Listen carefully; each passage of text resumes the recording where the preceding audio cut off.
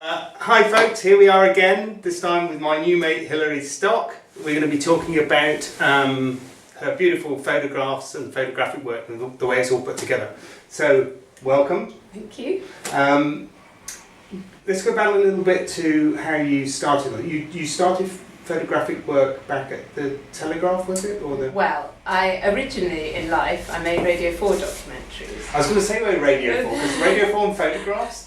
Well, I guess it's all different ways of seeing, isn't right, it? Yeah. And then when I had a family, we went to live in India, right. And I did a lot of photography there, and they used a lot of my photography in the weekend section of the Telegraph and things like that. Right. But what I was trying to do was persuade, British people traditionally aren't very good at going out and just buying photos as fine art. Right. Apparently, if people think they can take that picture themselves, they wouldn't buy it. Yeah. So I was trying to turn photographs into a kind of object of beauty that people would want to keep on their walls. Right. So that's why I ended up with my box formations the way they are. And how long did that take to sort of develop that idea? About quite a few years of playing around about how I was going to do it. I was aiming for because photographs are very kind of pure and crisp. Yeah. I was aiming for that finish, and so I tried lots of different ways of putting it on blocks and printing onto different things. But actually, the purity, the simplicity of taking a photograph and then folding it very accurately seemed to suit the medium. So it took me a few years to come up with that as an end result. Yeah, no, because I mean everybody sits there and goes, oh, they're all on blocks, look at these ones that I hear it all the time, and then when they come in I explain that actually they're not. But explain to us again exactly, because I mean they're hair, you can almost not see anything there. How much work is that? So I start with a print onto a plain bit of printed photographic paper with the print in the middle. So I then mark it up on a light box through the reverse, and that marking up's the accuracy issue that I have to get right.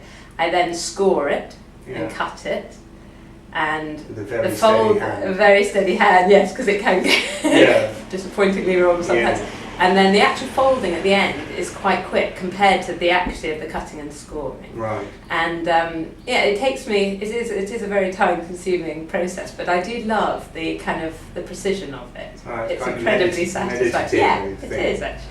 And how do you manage to join them inside? You have a little sort of. They've got tape inside that I'm actually sticking the corners together. Okay, yeah. But actually, once I've done it, because they're mounted onto the mount board, they stay in that form. Yeah. I've never ever seen them come undone. No. But I mean, they're stuck. Yeah, because you know it's stuck on top of being stuck. It's like this box sort of format. Yeah. And once one's in, everything else. Yeah.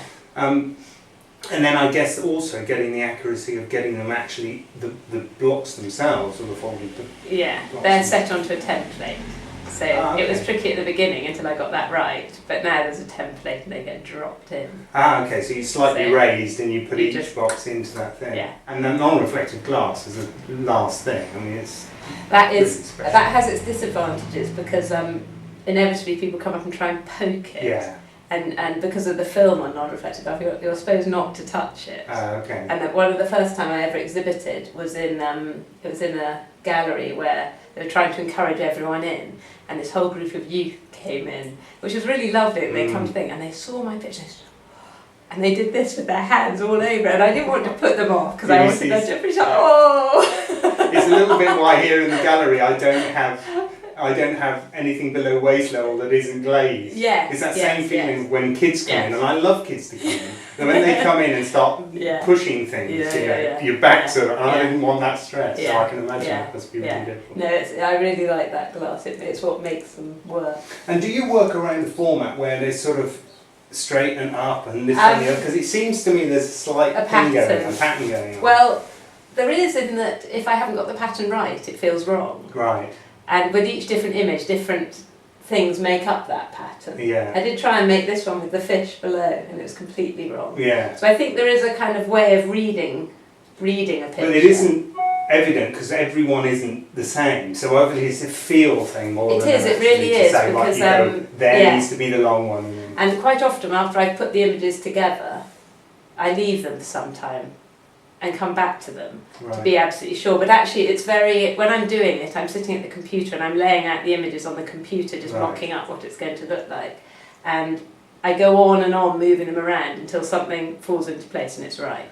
And do you, and I was going to say this, how many photographs do you actually have to take before you get what is your finished? That really depends on the coincidence. I mean, I've been out this week trying to do new work and realise it's not something you can choose. It's not like I set up a scene and then photograph it. It's the most unlikely things that suddenly become the things you photograph. Right. So one of my favourite haunts is Gweek Boatyard. I absolutely Right. love it there. The paintwork on the boats is so beautiful. Mm. And at this time of year they're scraping them down. So you get these amazing patterns. Yeah. So that was what I was on for, scraping, scrape paint. But actually what was there that was so beautiful was on a lot of the more modern hulls, at this time of year, the antifoul has kind of aged and there are these lovely kind of rivulets of pattern coming down the antifoul. Now I didn't go there to photograph that, but while I was looking, that was the most beautiful thing I found. Right. And so you'll take a whole batch of photos? Yes, when I started I didn't take enough. Right. I had to kind of take 9 and think, well that's that. I Right. now realise it's better quality wise that I have more in the can. It really depends what it is. Some I can take an awful lot. If I'm having to take too many, it's probably not a focused beauty Right. that I'm coming up with. Yeah. I notice the ones that become successful are the ones that actually I didn't take an awful lot more than 9. Right. Yeah. Okay. But I do in the back of my mind when I'm taking them think, have I got enough to make a picture? Okay. And I have had instances where I've got some images that I absolutely adore, but I've only got 8. But there are, I guess also the thing is you're not taking just hundreds of photos and No. hoping for the best. No, You have no. So you have an idea of what you're looking for when you're taking. Very much, and the photos I'm taking are as you see them. I'm not cropping or manipulating or anything. Right. So actually, the wonderful thing about digital now is that you take a picture, you can look at it, Yeah. and you can decide whether it's what you want. You know Yeah. instantly. So you don't need to take as many. Oddly, because I know a lot of people with digital will just take an awful lot. Right. For me, in a way, it's kind of focused it in a bit. And for the doubters out there, you don't Photoshop your work I at all. really don't. I Don't really do don't. anything. I don't. No, absolutely nothing. Right. Because of this thing about wanting it to be the object that I saw. Right. The purity of that image Yeah. is absolutely as I saw it. Right. Do you have places where you go, or do you just go somewhere and find something?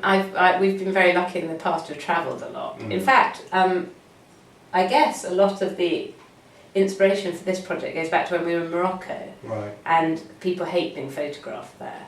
And so I needed to turn my camera to other things that were interesting there. And there in the markets, the souks, the textures and patterns are absolutely beautiful. Mm. And so when I came back from there, I didn't have one picture of a person. I just had an awful lot of patterns and shapes and whatever. And that was the start. And so that was the start. And I guess on our travels, sometimes with my family, they're doing their family thing, and I just go off and have this nice time on my own doing Right. kind of finer focus. Yeah.